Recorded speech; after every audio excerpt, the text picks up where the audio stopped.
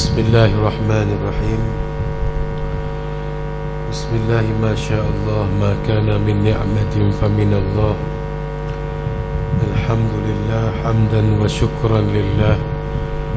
Wassalatu wassalamu ala man la nabiyya ba'dah, Sayyidina Muhammadin wa ala alihi wa sahbihi wa man walah. Rabbi shrah li sadri wa yassir li amri wa hlul 'uqdatam min lisani yafqahu qawli.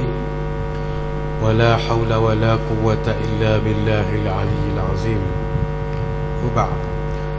Assalamualaikum warahmatullahi taala wabarakatuh. Alhamdulillah wa syukru lillah. Segala puji bagi Allah Subhanahu wa ta'ala yang telah mengurniakan kepada kita berbagai nikmat. Dan jikalau kita bandingkan seluruh nikmat itu dengan amalan kita, maka tidak akan pernah sebanding. Selawat dan salam atas junjungan besar Nabi Muhammad sallallahu alaihi wasallam, dan ke atas ahli keluarga baginda, para sahabat dan orang-orang yang mengikut jejak langkah baginda hingga ke hari kesudahan. Tuan-tuan dan puan-puan yang dirahmati Allah sekalian, pada minggu yang terdahulu, pertemuan yang terdahulu, kita telah sampai kepada ayat yang ke-225 dalam suratul Baqarah, iaitu pada firman Allah Subhanahu wa taala, wallahu ghafurun halim. Dan Allah Maha Pengampun lagi Maha Lemah Lembut, Maha Penyabar. Kalau kita melihat kepada tafsiran pimpinan Ar-Rahman, disebut Maha Penyabar. Allah Maha Penyabar, yakni Allah Azza wa Jalla tidak segera mengenakan azab kepada orang-orang yang berdosa, bahkan sebaliknya memberi tempoh supaya mereka mendapat peluang bertaubat dan mematuhi perintahnya. Dia sudah bicarakan tentang Al-Ghafur, iaitu yang Maha Mengampuni. Kata Al-Ghafur, nama itu mari daripada perkataan ghafara, yakni mengampuni. Dalam kaedah bahasa Arab, dia ada sirah mubalaghah, dia panggil sirah mubalaghah, iaitu makna tu berlebihan, menebang, melampau. Sebab tu orang yang mari ngajar agama tu, kita jangan panggil mubaligh, kita kena panggil mubaligh. Dia ada tekang sikit, tekang minyak sikit, mubaligh. Dah, kalau kita panggil mubaligh, maksud dia orang nebang. Tapi mubaligh orang yang menyampaikan. Mari dah mubaligh. Bukan mubaligh, mubaligh. Sebab kalau mubaligh ni memang orang nebang lah, pelampau lah. Jadi kaedah bahasa Arab dia ada makna yang lebih daripada asal perkataan.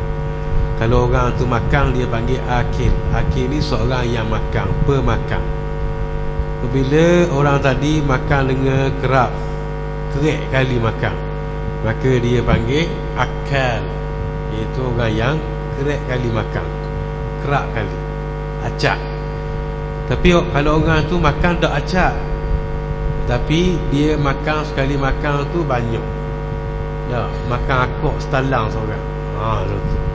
Berahi sangat akok setalang makan dia seorang saja. Jadi orang makan banyak gitu, lebih hak tu dia panggil akul. Kalau terjemah Melayu, pemakan belaka, tapi ada makna lebih hak. Jadi ghafur ada dua, ghafara ada dua dalam nama Allah tu, ada dua disebut. Yang pertama Ghaffar, yang kedua Ghafur. Ghaffar mengampuni dosa yang banyak, dan ulama sebut berulang banyak kali, banyak jugalah. Dan juga Al-Ghafur, Al-Ghafur Maha mengampuni dosa-dosa yang besar. Kalau kita potong, dia panggil kotaan bahasa Arab, tapi bila potong semua, kita istilah sebagai cicang, dia panggil qata'. Potong semua ni jadi cicang. Cincang. Jadi itulah kaedah bahasa Arab. Kita kadang-kadang walaupun agak susah difahami, kita perlu mendedahkan sedikit supaya mendekatkan faham pada kehendak dia. Dah. Itu surah Mubalarah, mana mengampuni dosa-dosa yang besar, melainkan syirik. Sebab ada ayat menyebut Allah tidak menerima taubat orang yang syirik kepada, menerima segala taubat kecuali syirik kepada Allah Subhanahu wa taala. Itu syirik ni kezaliman yang paling besar sekali. Inna syirka la zulmul azim. Syirik yang paling besar sekali. Mana kezaliman yang paling besar sekali syirik ni. Jadi apa ni? Sebab apa? Sebab apabila kita meletakkan sekutu bagi Allah, kita letak makhluk pada peringkat ketuhanan, maka kita telah menyekutui Allah. Tidak lawang pada zalim. Zul ialah adil. Adil meletakkan sesuatu pada tempat yang sewajarnya. Apabila kita meletakkan sesuatu pada tempat yang tidak sewajarnya, atau tidak meletakkan sesuatu pada tempat yang sewajarnya, itulah dikata kezaliman. Dan kezaliman yang besar ialah syirik. Kita meletakkan martabat makhluk pada martabat ketuhanan. Itu. Jadi itu yang tidak diampuni oleh Allah Subhanahu wa taala. Jadi yang kedua, Al-Halim. Halim kalau kita terjemah bahasa direct, maknanya lemah lembut. Bukan lembut, bukan lelaki lembut tu, lemah lembut. Lemah lembut ni kalau dia ada istilah dia, lemah lembut. Bukan makna lemah, bukan makna lembut. Nah, jadi dalam pimpinan Ar-Rahman ni dia terjemah sebagai penyabar. Penyabar, takut kita salah faham. Sebab bila letakkan sifat lemah pada Tuhan, an-naqs makna boleh bawa kepada kufur. Meletakkan sifat lemah pada Tuhan. Tapi orang Melayu dia tak panggil lemah, panggil lemah lembut. Lemah lembut benda lain. Lah, benda lain, lemah benda lain. Berbeza. Jadi Halim lemah lembut, makna penyabar. Apa maksud Halim?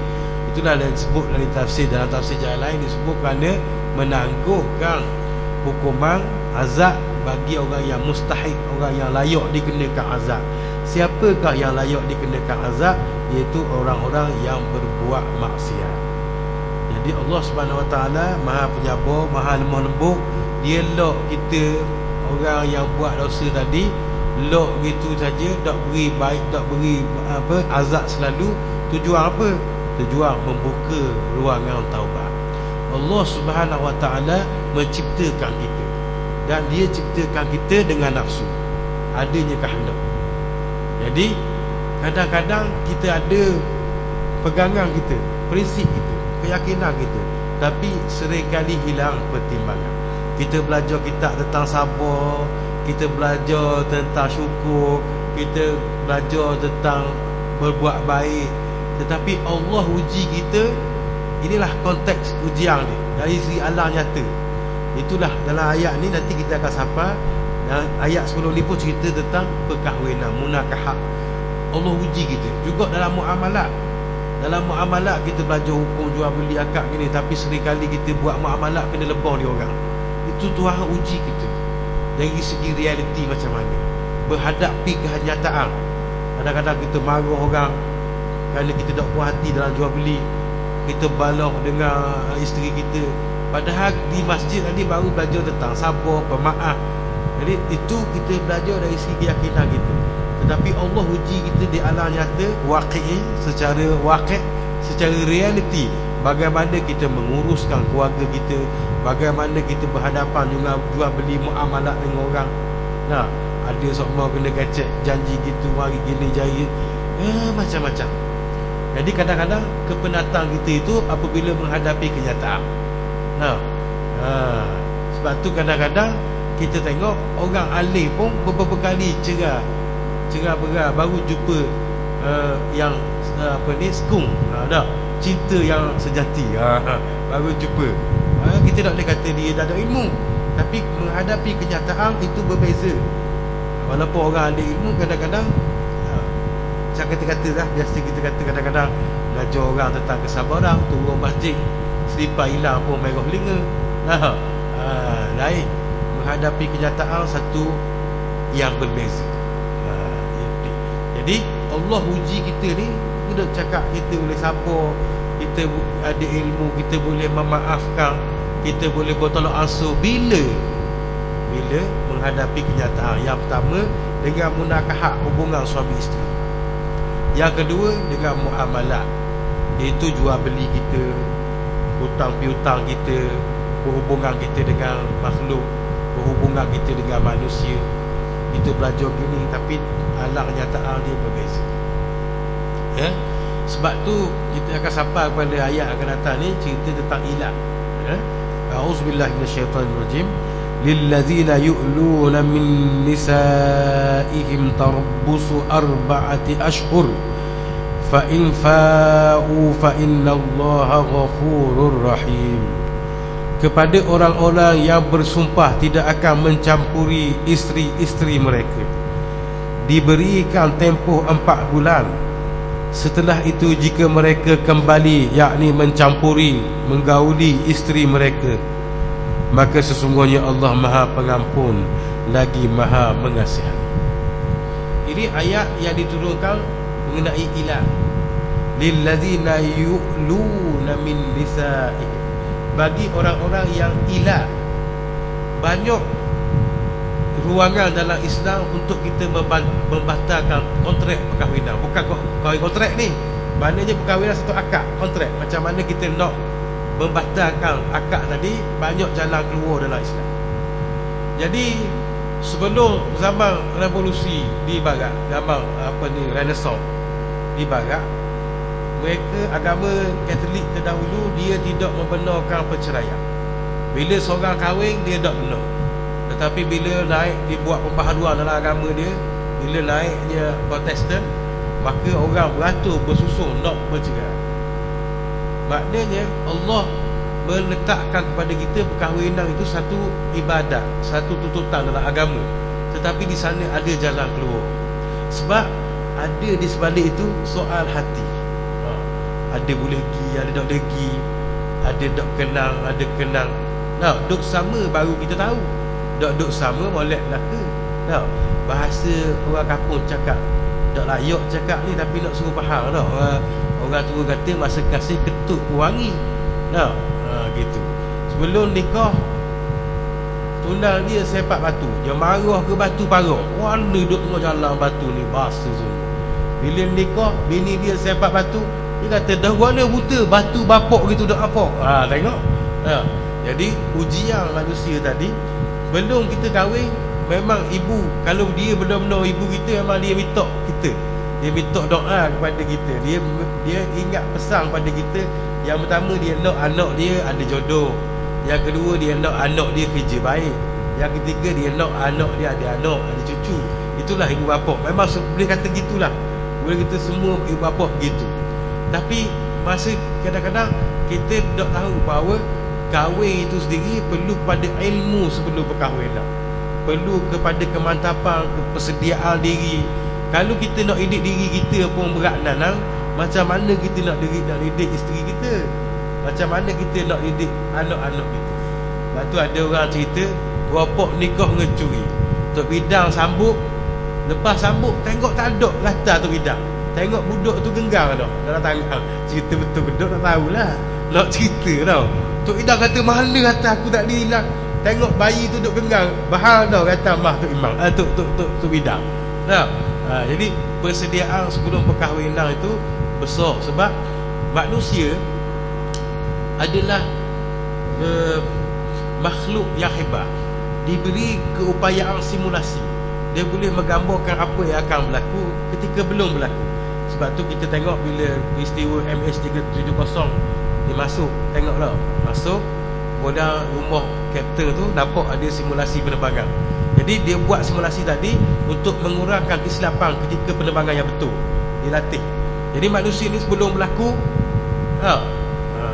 kita ada simulasi. Sebab tu kalau saya cakap gini pun, ada orang minum air kecil, kita kembang dalam tekuk. Air kecil tak ada depan, orang minum pun tak ada depan, kabur mulut je. Saya tengok orang minum air kecil tadi, kembang tekuk lalu. Orang tu kan dengar, dia ada keupayaan. Itu beza daripada binatang. Jadi sebelum kita kahwin, kita ada simulasi. Dia rasa kahwin lagi ada anak, ada bini tenang. Tapi rupa-rupanya kadang-kadang bila menghadapi kenyataan, perlu kepada dia di barat. Sekarang ni orang barat, dia tidak suka kepada perkahwinan. Sebab Sebab orang barat sendiri pun banyak yang keluar daripada Kristian, tidak beragama. Dia ada satu tempat, dia cerita hak perkahwinan, ramai orang nak kahwin. Lepas tu dia cerita pula tentang kos bila kita berkahwin, ada anak berapa sepalik. Jadi mereka akak tangan tak boleh kahwin pasal kos tu tinggi. Nah, itu juga di apa ni, di barat apabila mereka buat kajian. Ini kita nak tengok pemikiran. Nah, pemikiran ni masuk ke dalam umat Islam pada hari ini, iaitu berpegang kepada data-data saintifik. Kita pegang pada data. Jadi di barat mereka buat kajian bagaimana tahap kebahagiaan perempuan selepas berkahwin, dan mereka dapat data bahawa jatuh tahap kebahagiaan semakin menurun bila kahwin ada anak. Jadi orang puan barat dia suka tinggalkan anak dia minum air dengan saing-saing macam zaman belajar. Jadi dia buat kesimpulan bahawa kahwin ni boleh menurunkan tahap kebahagiaan hidup. Sebab tu orang barat ramai dok kahwin, dok nikah. Kahwin ramai, kahwin hokmo, nikah dok. Akak tidak nikah, kahwin mah kahwin hokmo. Nah, gitu. Jadi dia tidak ambil peluang untuk menikah, mendirikan rumah tangga, lebih kepada buat hubungan secara di luar nikah, kerana bagi mereka itu lebih membahagiakan. Nah, ini kita banyak masuk dalam pemikiran orang kita hari ni. Sebab benda-benda saintifik ni asalnya dijana daripada pemikiran sekular. Data-data saintifik menunjukkan kepada hakikat, tapi sebenarnya kalau kita belajar tauhid, itu hanya pada hukum adat saja. Jadi apabila kita terlalu berpegang kepada saintifik, memang sains penting, membuktikan. Ramai orang masuk Islam kerana pembuktian sains, tapi mengangkat sains kepada tahap menghambakan diri atau dipanggil sebagai scientism, itu masalah. Jadi bagaimana kita melihat perkahwinan, kita kena lihat dengan kacamata Islam. Jangan tengok dengan kacamata keduniaan yang telah siap direncanakan oleh agenda sekularisme ni. Dia masuk dalam pendidikan, dia masuk dalam semua sekali. Cara kita menanggapi alam hari ni, terus balik dunia ni. Dulu kita kata duit tidak boleh beli ilmu. Duit tidak boleh, wang, harta tidak boleh beli ilmu. Tapi sekarang apabila zaman modernisasi berlaku, orang barat kata education is business. Orang barat kata pendidikan adalah bisnes. Membayar pendidikan yang tinggi untuk mendapatkan pendidikan yang baik, maka tak ada pitih, tak ada ilmu kat ni. Dia tukar apa yang tanggapan kita. Dulu dah boleh, nak beli bila ada ilmu tak boleh. Jadi tak ada pitih nak belajar buat. Sebab tu orang-orang kaya, orang-orang yang berpangkat tinggi, kadang-kadang dia sendiri membina sistem pendidikan orang ramai, tapi dia sendiri atau anak dia di tempat yang berbeza. Pasal dia tidak ada keyakinan pada sistem pendidikan percuma atau pendidikan rendah. Jadi duit yang banyak boleh membeli ilmu pada hari ni pada tanggapan orang. Sebab orang melihat kepada apa yang berlaku melalui kacamata sekular. Apa lagi? Duit tidak beli. Satu ketika dulu duit duit tidak boleh beli tidur. Orang putih kata you can buy a bed but not a sleep. Boleh beli lembek tapi tak boleh beli tidur.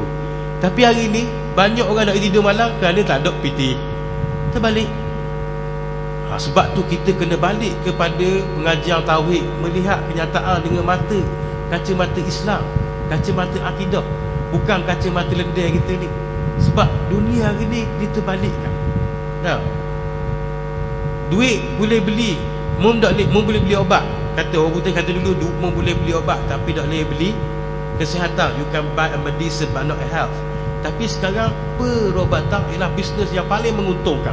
Bila kita jumpa satu antidot, kita jumpa satu penawar, kita jumpa satu obat pada penyakit yang orang lain dah sesat, maka sudah pasti kita akan jadi jutawan. Jadi untuk mendapatkan sistem rawatan ataupun kaedah rawatan dengan teknologi moden yang hebat, yang canggih, yang berkesan, maka memerlukan duit yang banyak. Jadi hari ni memang orang boleh beli kesihatan dengan duit, Tapi tanpa duit orang dok dia jaga kesihatan. Nak makan kena makan benda yang bersih. Benda yang bersih selalunya mahal. Nah, benda yang biasa orang makan saja. Nah, kita makan benda organik, kita bayar lebih daripada harga orang pakai racun, pakai kimia untuk makan benda yang lain. Perlu pada kewangan. Tengok, dunia sudah terbalik. Nah, kawan saya pernah kata, nah, seorang ustaz juga lah, dia buat main gurau je. Tapi dia kata tu, kalau kita tengok pandangan mata lendir hari ni, gitulah kenyataan. Dia kata orang bodoh yang berduit nampak cerdik, orang cerdik yang tidak berduit nampak bodoh. Dia kata, dia gurau. Nah, tapi kenyataannya begitu. Kenyataannya hari ni depan mata, kenyataan maksud saya bukan hakikat, tapi wakil yang berlaku depan mata kita, sehingga kita menilai apa itu dengan perkara yang kita lihat dengan mata kasar kita. Nah, itu yang berlaku pada dunia barat, kerana mereka takut nak kahwin. Yang pertama, dia takut pada living cost, kerana sara hidup yang tinggi. Yang kedua, dia dapat bukti orang puan bila kahwin, jadi resah, sakit kepala, uruh anak, rohok basuh jambang, rohok simpang basuh pinggang. Masa belajar dok nikah relax je dok, habis kelas pergi makan, balik sembang-sembang kawan-kawan, balik tidur. Bila ada anak, bila ada tok lelaki, ada suami, rohok jadi nilai yang kali itu Islam sebenarnya kena lihat kepada hakikat. Sebab tu kita cerita pada minggu terdahulu, pada waktu-waktu terdahulu, waktu perang Khandaq tu tanah kerah, lalu sahabat rasa berat kali. Nah, lalu apa yang Nabi sebut? Nabi kata, Allahumma inna aishal akhirah. Dari riwayat lain sebut, Allahumma la aisha ila akhirah. Ya Allah, tidak ada kehidupan yang sebenar melainkan kehidupan akhirat. Fansuril ansar wal muhajirin. Maka tolonglah orang muhajirin dan orang ansar dan orang muhajirin. Lalu bila dengar kalam Nabi ni, kehidupan hakikatnya adalah akhirat, mereka jadi semangat, rengang kali. Begitu juga kita, kalau dok tengok dengan akhirat, tengok mata lendir ni, tak ada semangat kita. Orang kahwin lelah, ada anak jaga anak lelah, nak wis sedekah sayang piti, berat belaka kita nak buat, nak mengaji malah. Sebab apa? Kita pergi surau ni, kita pergi masjid dengar, kalau kita pergi kerja boleh untung lagi. Masa ni pergi kucang seming buat rumah orang, boleh piti. Masa garik resin, dak panas pula, lalu mesti panas sekarang. Dak kita sesuaikan. Nah, kalau dak percaya, jangan buat ni, nak tengok je lah. Nah, kalau kita tak percaya, kita khabar kompang kita, abang nak cuti 3 bulan pergi ngaji pondok, marah lalu. Bukan sini ni, bukan orang Masjid Putih kan, orang Zimbabwe. Nah, benda apa gaji gitu tua, belajar tu. Nah, kalau kata abang kena outstation 3 bulan ni, sehari saya kat bayar 3,000, oh gila abang 4 bulan pun dah apa. Nah, mana gitu. Jadi kehidupan hari ni dilandasi dengan macam tu. Itu keadaan sebenarnya. Dan itu orang barat takut nak kahwin sebab komitmen perkahwinan. Tetapi bila orang puan dia faham agama, dididik dengan cara yang betul, kita katakan bahawa orang puan tadi tak banyak benda kena mikir. Taat suami, taat pada Allah, terus jalan dia kepada surga. Jaga maruah dia, jaga aurat dia, jaga maruah suami dia. Itu saja. Dia tidak wajib berjihad, perang. Dia tidak wajib mendalami ilmu fardu ain, itu fardu pada setiap muslimin dan muslimah. Tapi nak jadi seorang tokoh, dia tidak wajib cari-cari ilmuwan fardu kifayah. Ilmu fardu kifayah dia tak wajib. Cukup dia taat kepada suami dia, taat kepada Allah dan suami dia, maka jalan dia terus kepada syurga. Itu sangat Islam sangat mengangkat martabat wanita. Dia lelah buat kerja pun banyaklah. Kalau kita bicara tentang hadis-hadis yang memuji perempuan yang taat kepada suami ni, banyaklah. Ada yang kuat, ada yang lemah.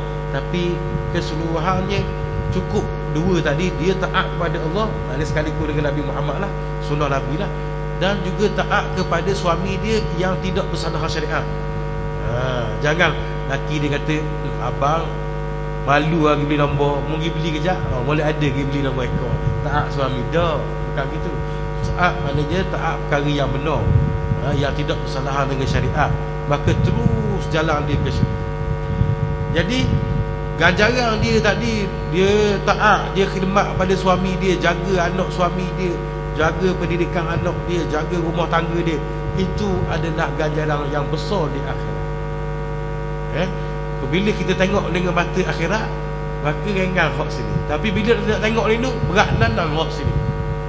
Allah Subhanahu Wa Taala menegaskan kepada kita walal akhiratu khairul laka minal ula. Dan ada pun akhirat tu lebih baik daripada al-ula, dunia ni. Memang kita nak balik dah ke Rabbana atina fid dunya hasanah wa fil akhirati hasanah wa qina azabannar. Kita nak balik dah ke dunia hasanah, akhirat hasanah. Tetapi Allah menegaskan juga kepada kita akhirat lebih besar daripada al-ula, dunia ni, kehidupan dunia ni. Sebab itu bila kita fikir tentang kenikmatan hidup, tak, maka kita tambah nak keluar. Dan saya pun tadi ada cakap pagi tadi dalam satu masjid, kita mendefinisikan kebahagiaan tadi dengan kenikmatan, sedap, tak, pleasure. Sebab tu orang barat hari ni dia fikir macam mana nak betul-betul sedap, betul-betul nikmat. Hak sedap kali dia kata hak orang larang. Itu antaranya apa ni, Marcus D. Sade. Dia kata hak sedap kali buat hak orang kata tak boleh buat. Sebab tu sekarang ni tu LGBT. Kenapa ada? Sebab nak cari kepuasan yang dilarang oleh agama dan norma hidup. Bukan agama saja larang, tapi norma hidup. Tapi undang-undang hari ni dibuka. Kalau kita tengok undang-undang British yang terdahulu pun melarang sodomi. Tak boleh berlakon liwat dan sebagainya. Tapi sekarang ni di Amerika dibuka atas dasar kebiasaan. Dia nak cari kepuasan. Kita tengok orang makan makanan makanan dia dipanggil eksotik. Makan rimah. Dulu rimah makan orang, ni orang makan rimah. Rimah tengok orang kucuk lagi. Dah 25,000 sekor. Nah. Sebab nak makan orang yang orang tak makan. Nikmat rasa bila boleh langgar daripada sempadan ataupun kekangan agama dan juga kekangan norma hidup. Mereka cari kepuasan. Nah, inilah sebabnya Islam perlu, apa yang diperintahkan oleh Allah tadi perlu dilihat dengan kacamata Islam, kacamata hakikat. Sebenarnya yang kita buat tadi adalah suruhan Allah. Di sana ada benda yang nikmat, hubungan suami isteri, tengok anak lahir, tengok belagak anak, itu ada benda yang menyejukkan hati kita. Isteri kita sambut kita, macam-macam hal lah. Dan juga ada yang menguji keimanan kita. Kadang-kadang ada orang Melayu kata sedangkan lidah lagi tergigit. Kadang-kadang bila tergigit tu dia baik, tapi kalau jatuh sugung putus lidah, payah nak sambung. Lepas tu lah ada ni ruangan untuk perceraian. Dah pasal tak boleh nak sambung dah. Ni bukan gigit dah ni, senggup putus lidah. Jadi ada ruangan untuk keluar daripada akad kontrak tadi. Perkahwinan tadi dibatalkan. Dan antaranya adalah bagaimana yang berlaku tentang ilat. Ilat yang kita bacakan ayat ini, iaitu bagaimana dulu mengikut Ibn Jazzi meriwayatkan daripada Ibn Abbas bahawa orang jahiliah dulu apabila dia nak marah bini dia, marah pada isteri dia, kalau dia minta sesuatu dia tak boleh, maka dia bersumpah tidak akan bersetubuh, tidak akan menggauli isteri dia. Ada 2 tahun, 3 tahun, sampai berapa tahun. Lalu Allah Subhanahu Wa Taala menurunkan wahyu paling lama 4 bulan. 4 bulan paling lama sekali. Itu orang yang bersumpah tidak akan menggauli isteri dia, maka 4 bulan saja. Habis 4 bulan dia dak balik, dia dak menggauli. Kalau dia gaul, dia bersama balik dengan isteri dia sebelum 4 bulan, maka dia kena bayar kafarah langgar sumpah, dan juga dia balik semula pada isteri dia. Adapun lepas 4 bulan, maka ulama menyebut bahawa jatuhnya talak. Tapi kena kuasa hakim jugalah, ya, memutuskan. Tapi boleh jatuh talak satu. Adakah orang yang berlakunya ilat ni tolak tadi, tolak baik ataupun tolak yang tidak tolak yang tak boleh rujuk? Bila 4 bulan habis, maka tolak tu bukan raj'i, tapi tolak baik. Tapi baik sughra, baik yang boleh akad semula, bayar mahar baru. Tapi kalau baik kubra macam tolak 3 tak boleh. Dia kena biar bini dia kasih dengan orang lain dulu, nikah dengan orang lain dulu, lepas tu baru boleh. Kadang-kadang siang orang panggil ke orang singa buta. Tapi bukan kaedah agama tu. Maknanya dia kena nikah dengan orang lain, kemudian baru boleh nikah balik, kembali kepada suami dia yang asal. Waktu tu panggil Cina buta tau. Jadi bukan betul faham begitu, tapi maknanya lepas kahwin lain baru dia boleh kahwin balik. Itu tolak yang ba'in kubra, tak boleh rujuk dah melainkan dengan nikah orang lain dulu. Tapi bila orang ilak bini dia, kebudayaan Melayu, dunia Melayu jarang berlaku ilak. Kita tengok kes-kes di mahkamah syariah pun terkadang tidak jumpa orang bawa kes ilak. Itu orang bersumpah tidak akan menggauli isteri dia. Nah, tapi dalam kebudayaan Arab ada benda ni. Ada. Orang jahiliah dulu memang dia nak seksa batin bini dia, dia ilak, dia sumpah tidak menggauli sampai 2 tahun, 3 tahun. Tapi dia macam janda, tapi tak janda, nak nikah orang lain sebab tergantung. Ya. Jadi ini dipanggil ilak. Jadi bila dia, kalaulah dia tidak pernah cerai lalu ilak, maka tolak ba'in sughra. Tetapi kalau dia cerai 2 kali sebelum tu dan dia ilak sekali lagi, maka dia jadi ba'in kubra, tidak boleh balik melainkan nikah dengan orang lain dulu. Tidak boleh akad semula, bayar mahar semula, tapi kena kahwin dengan orang lain dulu. Ya. Ini ilak. Cara bagaimana orang lelaki dia nak memudaratkan orang puan yang dia marah. Dari segi hukum, saya melihat beberapa kitab, antara dalam kitab mazhab Syafi'i kita, hukum dia disebut sebagai haram. Haram syarak. Secara haram kita buat begitu. Tapi ada juga pandangan pada mazhab lain, pandangan yang berbeza, mengatakan harus. Dalil dia adalah Nabi pernah buat kepada Zainab. Nabi pernah buat kepada Zainab, tapi tak sampai 4 bulan. Kena silap saya, daripada riwayat Aisyah sebut sebulan sahaja. Jadi bagaimana kita nak temukan, sebab jauh sangat. Dia kata boleh, dia kata tak boleh. Saya melihat beberapa tokoh, antaranya mufti wilayah, dalam satu tulisan Dr. Zulkifli Al-Bakri, Hafizahullah, dia sebut dalam satu tulisan, dia bawa nakal kepada pandangan Said Qutb. Itu Islam tidak melarang secara mutlak. Sebab adanya sebab boleh, tak ada sebab baru haram. Ni saya pun tanya beberapa orang ulama juga, bahawa dia diharamkan dalam mazhab sendiri memang haram, tetapi dalam mazhab lain disebut harus sebab ada tujuan. Kalau tak ada tujuan saja nak seksa, haram. Tetapi kalau ada tujuan, macam Nabi nak takdikkan isteri-isteri baginda, nak mendidik, maka itu diharuskan untuk mendidik isteri tadi. Tapi kesimpulannya, kalau tak ada benda-benda yang besar, terpegang pada mazhab Syafi'i kata haram, sebab benda ni memudaratkan orang puan dan menyebabkan hilangnya mawaddah, hilangnya kasih sayang. Kalau kita nak ajar pun lari tempat tidur sudah. Pisah tempat tidur tu nak ajar orang puan gitu. Orang puan ni dia tidak boleh kesepian. Bila lari tempat tidur ni, dia akan rasa kesepian lah. Sebab tu bila Sayyidina Umar tanya pada Hafsah radhiyallahu anha, berapa lama orang puan boleh bersabar? Kata Hafsah, antara 6 bulan hingga 4 bulan. Lalu Sayyidina Umar ketika dia khalifah, beliau telah mengarahkan semua tentera balik ke rumah, tidak boleh tinggalkan rumah lebih daripada 4 bulan. Kali itulah tahap kesabaran orang puan, lebih kurang dalam 4 bulan. Dan bagi ilak ni dalam mazhab Syafi'i, dalam kitab I'anah sebut ada 6. Setengah pendapat lain sebut ada 4. Tapi kita tengok dalam mazhab Syafi'i ada 6. Yang pertama halif, iaitu orang yang bersumpah, lelaki cukup umur, balik, sihat akal dia, mukhtar, dia tidak dipaksa memilih. Jadi dia yang pertama syarat mesti dia tadi halif, orang yang bersumpah, orang yang bersumpah tidak akan menggauli isteri dia.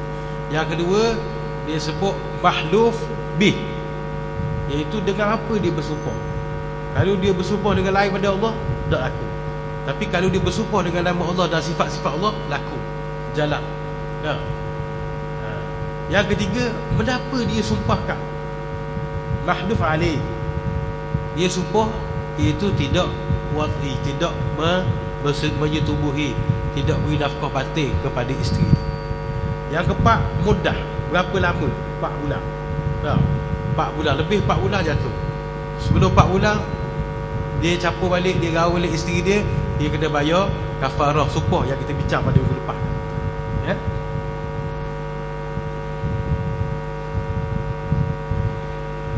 Jadi yang seterusnya, yang kelima, sirah. Sirah iaitu bahasa, bentuk bahasa yang digunakan. Ada sirah yang soreh, sebut aku tak boleh buat hubungan dengan mu sekian-sekian. Nah, ada yang kata kinayah, kita sampai sini dah tak bostoh dah mu, kinayah. Maknanya bahasa yang kiasan. Dan akhirnya ialah zaujah, isteri yang diilahkan. Itu adalah dalam syarak.